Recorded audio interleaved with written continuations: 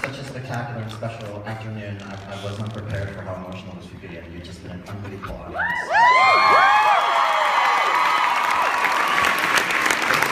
It's impossible to thank everybody in the way that I want to, which is just a single-handed to go and down, and I don't know, it would take too long. So first, I want to thank this cast. I want to thank this extraordinary cast.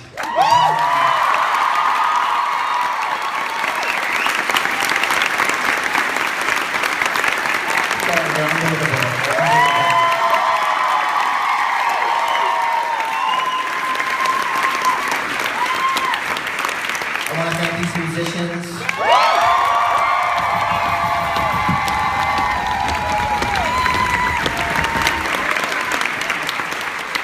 I want to thank the Richard Rodgers, which is the most beautiful place to be. The Year organization, Tim and his entire crew, so wonderful for all of us. I mean, it's been a home for us, and I really hope to be back here. We just want to thank all of our designers, everybody who worked on this show, look and feel the way that it does. I want to thank Judy and our entire stage management crew. This show flawlessly, night after night, day after day. I want to thank my wife who's here. And I just want to thank all of you, the fans of the show, who support us. So many of you have come to Brian and I and thanked us for the show, and we just want to thank you. Thank you for telling us all of our. This is a two. We're a team. I'm gonna turn this over in a second, Brian. But you guys have been so extraordinary to us, telling us your personal stories about how this has affected you. That's affected us. It's made us better writers and better people. And lastly, before I hand it over, I just want to thank Brian Yorkey because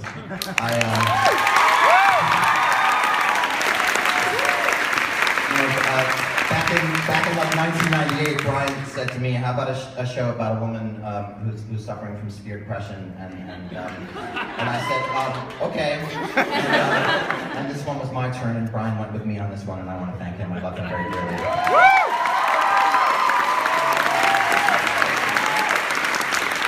So I'm going to start with thanking Tom Kitt.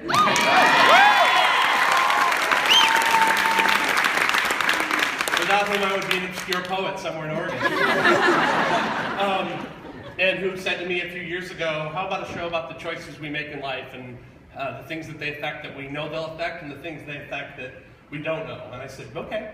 And here we are today. Tom and I wanted to say just a word about courage. It takes tremendous courage to make a new musical happen. It's much easier.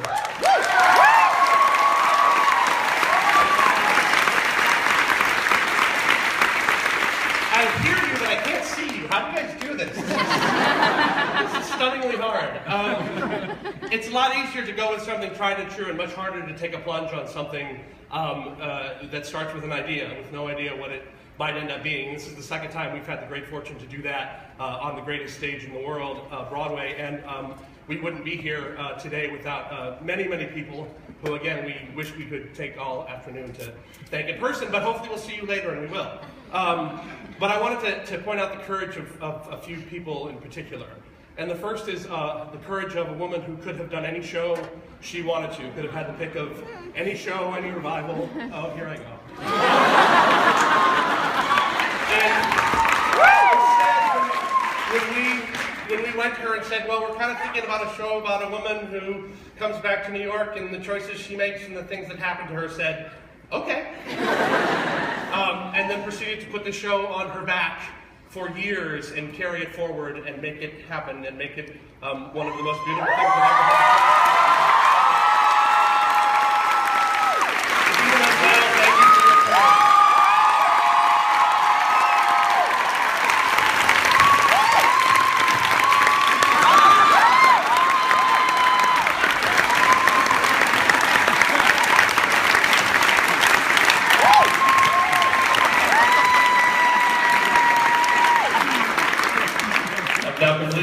forgotten anything else.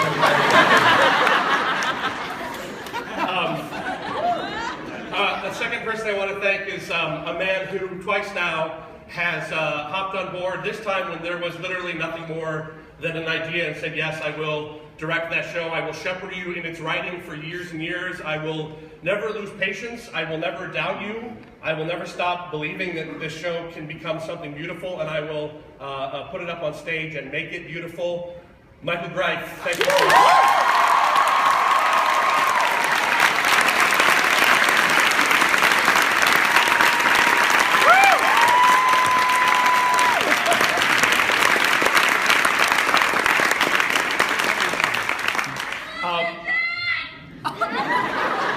We love her too. And I have to, the third person whose courage is uppermost and tantamount and all those other words that are going out of my mind because Idina Menzel just gets me.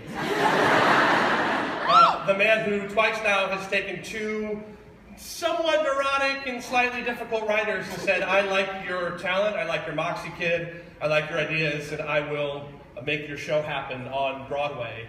A man who made this show happen for a glorious year, a man who's sending us out on tour, a man who has never stopped believing in us. David Stone, thank you for your show.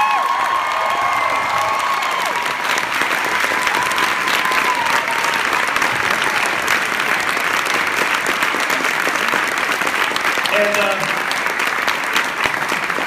just to wrap this up, David Stone and his team, Jimmy Niederlander, Babs Whitman, aka Barbara Whitman, Patrick Catullo, Nancy Gibbs, Kristen Caskey, Mike Isaacson, and Mark Platts, had the courage to make this show happen, along with, I'm sure, many of you who are in this house tonight who said, yes, I will put my money where my mouth is, and I will make this untried, uncertain new musical a reality. Thank you all.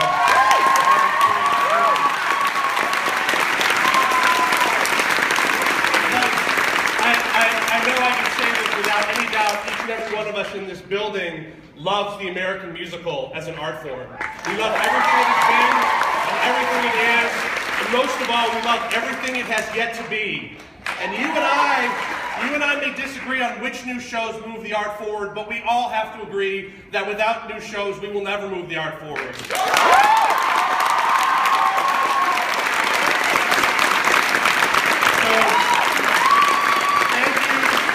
Those producers, those investors, and everyone, thank you to the fans. Thank you to our fans who have gone out and said, go see the show. Because your courage standing up for us has made it possible for us to be here today. And the last thing I'll say before I cue the exit music is a number of years ago on a stage a block south, David Stone said that you should all be so lucky to have a Tom Kitt and a Brian Yorkey in your life.